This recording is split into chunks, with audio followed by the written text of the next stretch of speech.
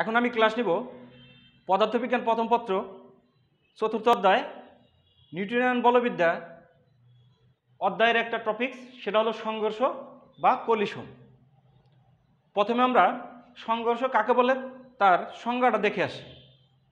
খুব অল্প সময়ের জন্য, মানে খুব কম সময়ের জন্য বড় মানের বল ক্রিয়া করে বস্তুর গতির হঠাৎ ও ব্যাপক পরিবর্তনকেই সংঘর্ষ বলে।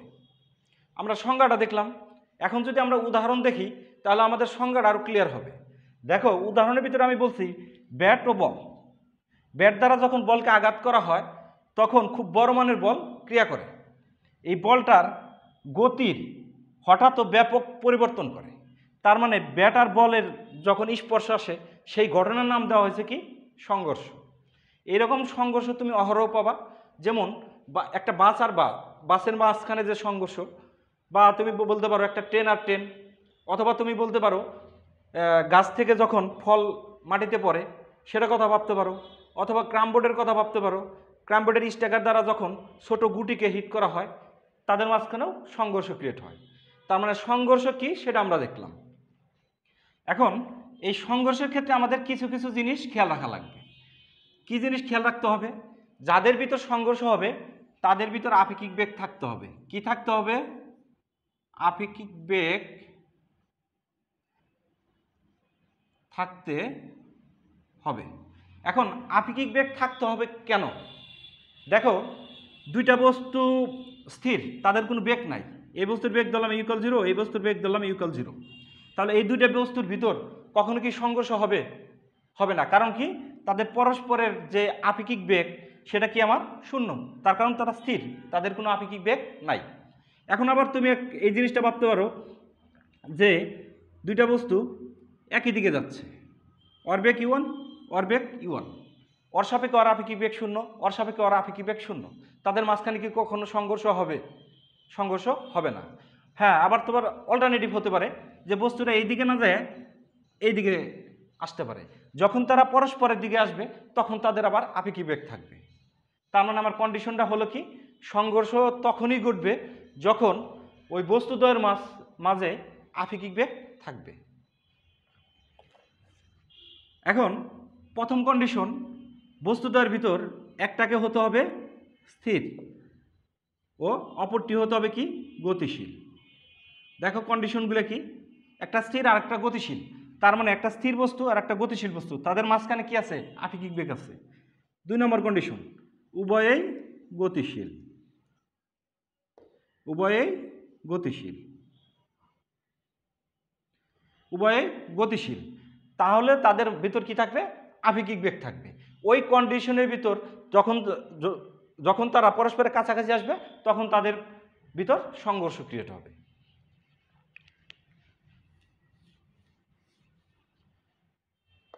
সংঘর্ষের প্রকার হচ্ছে দুইটা।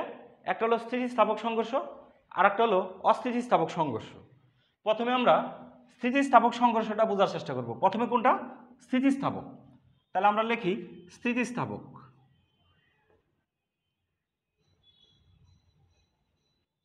স্থিতিস্থাপক সংঘর্ষ কি কি হতে পারে?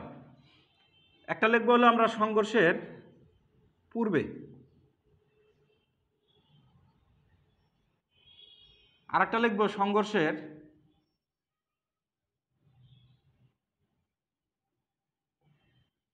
পরে।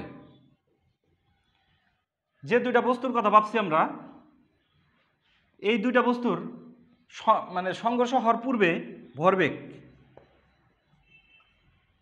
ও পরে ভরবেগ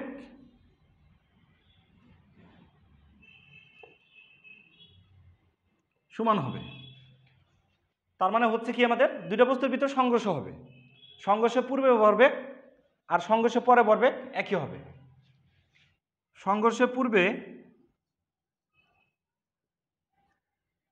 গতিশক্তি ইকুয়াল সংঘর্ষের পর গতিশক্তি সমান। সংঘর্ষের পর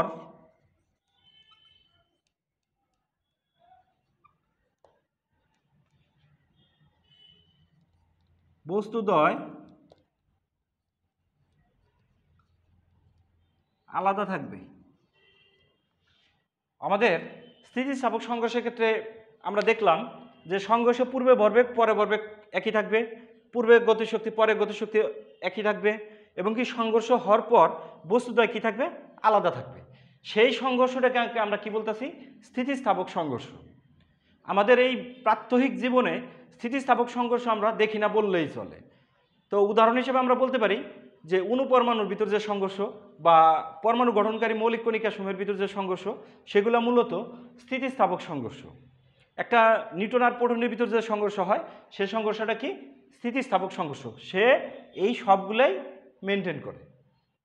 এখন আমাদের এই প্রাত্যহিক জগতে কিছু সংঘর্ষকে আমরা স্থিতিস্থাপক সংঘর্ষ হিসাবে বিবেচনা করি, যেমন বিয়ারিং বল,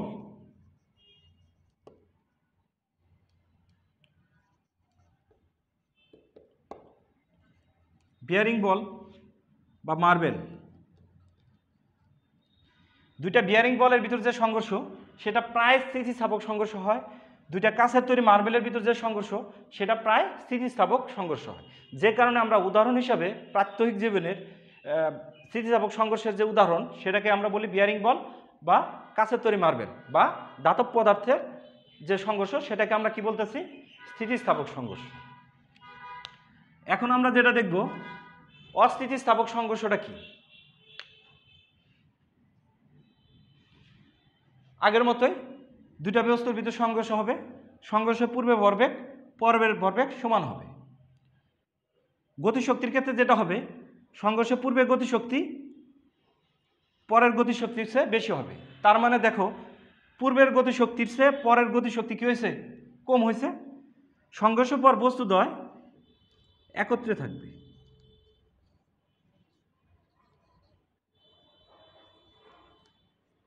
সংঘর্ষের পর বস্তুদ্বয় কী থাকবে, একত্রে থাকবে। এখন এটার উদাহরণ যদি আমি তোমাকে বলি, যেমন একটা পাখি বসে রয়েছে, তুমি গুলি করলা, গুলিটা পাখির ভিতর রয়ে গেল, তারপরে পাখি একটা বেগ পাইল, সেই সংঘর্ষটাকে আমরা কি বলতেছি, অস্থিতিস্থাপক সংঘর্ষ। অথবা হতে পারে এমন, দুইটা কাদার গুলা নিলা, পরস্পরের দিকে ছুড়ে দিলা, তারা কি হবে, একটা বস্তুতে প্রায় একটা বস্তুতে কনভার্ট হবে, তখন তারা একটা বেগ নিয়ে চলতে শুরু করবে। সেই সংঘর্ষটাকে আমরা কি বলতেছি, অস্থিতিস্থাপক। এখন এখানে থেকে অস্থিতিস্থাপকের সংঘর্ষের যে শর্তগুলো, সেটা আমরা দেখলাম। এখন এখানে থেকে আমার একটা জিনিস বোঝায় যে আগের গতিশক্তির চেয়ে পরের গতিশক্তি কী হবে, কম হবে। এখন এই কম হওয়ার পিছনে কারণটা কি? কম হওয়ার পিছনে কারণ, দুইটা বস্তুর মাঝখানে যখন সংঘর্ষ হবে, তখন ওই সংঘর্ষের সময় কিছু শব্দ উৎপন্ন হবে, সাথে সাথে তাপ উৎপন্ন হবে। তাহলে দেখো, এই যে আগের যে গতিশক্তি, সেই গতিশক্তির কিছু অংশ তাপে পরিণত হয়েছে, কিছু অংশ শব্দতে কনভার্ট হয়ে গেছে। তাহলে কি গতিশক্তিটা আগের মতো আছে? আগের সে গতিশক্তি কমে যাবে। তাহলে সেই ধরনের সংঘর্ষটাকে আমরা কি বলতেছি, অস্থিতিস্থাপক সংঘর্ষ। সুপ্রিয় শিক্ষার্থীবৃন্দ, এখানে থেকে আমাদের আরও যে জিনিসগুলো খেয়াল রাখতে হবে যে অস্থিতিস্থাপক সংঘর্ষের ক্ষেত্রে বস্তু সংঘর্ষের পর বস্তুদ্বয় অবশ্যই কি থাকবে, একত্রে থাকবে।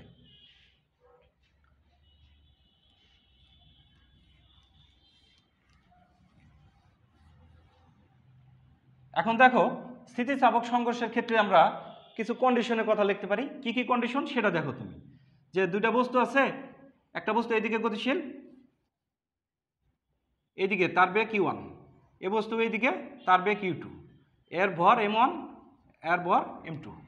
তার একটা টাইমে কি হলো, সংঘর্ষ হলো। সংঘর্ষের পর এই বস্তুর বেগ হলো v1, এই বস্তুর বেগ হলো v2। সুপ্রিয় শিক্ষার্থীবৃন্দ, স্থিতিস্থাপক সংঘর্ষের ক্ষেত্রে আমরা লিখতে পারি সংঘর্ষের পূর্বে ভরবেগ। এখানে আমরা শর্টে লিখব পূর্বে, আর হলে লিখবো আমরা পরে। এটা হলো সংঘর্ষের পূর্বে, ওটা হলো সংঘর্ষের পরে। ভরবেগের ক্ষেত্রে আমরা লিখতে পারি m1 u1 plus m2 u2 equal m1 v1 plus m2 v2। এর গতিশক্তির ক্ষেত্রে লিখতে পারি কোনটার ক্ষেত্রে, স্থিতিস্থাপক, half m1 u1 square plus half m2 u2 square equal half m1 v1 square half m2 v2 square. এটা কার ক্ষেত্রে লিখলাম আমরা, স্থিতিস্থাপকের ক্ষেত্রে। এখন যদি আমি অস্থিতিস্থাপকের ক্ষেত্রে লিখতাম, তাহলে আমি লিখতে পারতাম কি, সেটা দেখো তুমি। তার কারণ অস্থিতিস্থাপকের ক্ষেত্রে সংঘর্ষের পর বস্তুটা কি থাকে, একত্রে থাকে। সেক্ষেত্রে তাদের একটা একত্রে থাকা অবস্থায় তাদের একটা বেগ হয়, তাহলে সেই বেগটাকে আমরা লিখলাম ভি। তার মানে আমরা লিখতে পারি m1 m2 ভি। এখন কোন ক্ষেত্রে লিখতেছি আমরা? অস্থিতিস্থাপক। দেখো তাহলে সংঘর্ষের পূর্বে ভরবেগ পরের ভরবেগ সমান, কিন্তু সংঘর্ষের পূর্বে গতিশক্তি পরের গতিশক্তি সমান হবে না। তার মানে আমরা এখানে লিখতে পারি is not equal half m1 m2 v square, আমরা এটা লিখতে পারি। এখন এই ক্ষেত্রে আবার কন্ডিশন কোনটা? অবশ্যই এটা বড়। সংঘর্ষের পূর্বে গতিশক্তি সে পরের গতিশক্তি কী হবে? কম হবে। তাহলে মাঝখানের যে গতিশক্তি যে আমরা হারাইছি সেটা কিসে কনভার্ট হয়েছে? শব্দতে কনভার্ট হয়েছে বা তাপে কনভার্ট হয়েছে, অথবা আরও কিছু হতে পারে। কী হতে পারে সেটা আমরা দেখি। এই যে দুইটা বস্তুর ভিতরে যে সংঘর্ষ হয়েছে, ধরে নাও এই বস্তুর কিছু বিকৃত হয়েছে, এই বস্তুর কিছু বিকৃত হয়েছে, তাহলে গতিশক্তির কিছু কি বিকৃতি করতে ব্যয়িত হয়েছে। আর বিকৃতি বলতে কি বোঝানো হচ্ছে? এই বস্তুটার ভিতর বিভব শক্তি আছে, এই বস্তুটার ভিতর বিভব শক্তি আছে। তার মানে দেখো তার সংঘর্ষের পূর্বে যে গতিশক্তি ছিল, পরের গতিশক্তি কিসে কিসে কনভার্ট হচ্ছে? তাপে কনভার্ট হচ্ছে, শব্দতে কনভার্ট হচ্ছে, প্লাস বিভব শক্তিতে কনভার্ট হচ্ছে।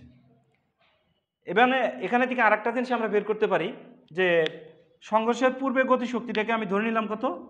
100 একক। কত ধরে নিচ্ছি আমি? 100 একক। আর সংঘর্ষের পর তার গতিশক্তি ধরলাম কত? 80 একক। তার মানে দেখো তাদের মাঝখানে একটা ডিফারেন্স আছে, সেই ডিফারেন্সটা কত? 20। এই 20 কী হয়েছে আমাদের? শব্দ, তাপ এবং বিভব শক্তিতে কনভার্ট হয়ে গেছে। আর ওইটাকে কি আমরা কোনো ব্যবহার করতে পারি? কোনো ব্যবহার করতে পারি না, যে কারণে ওটাকে আমরা কি বলি?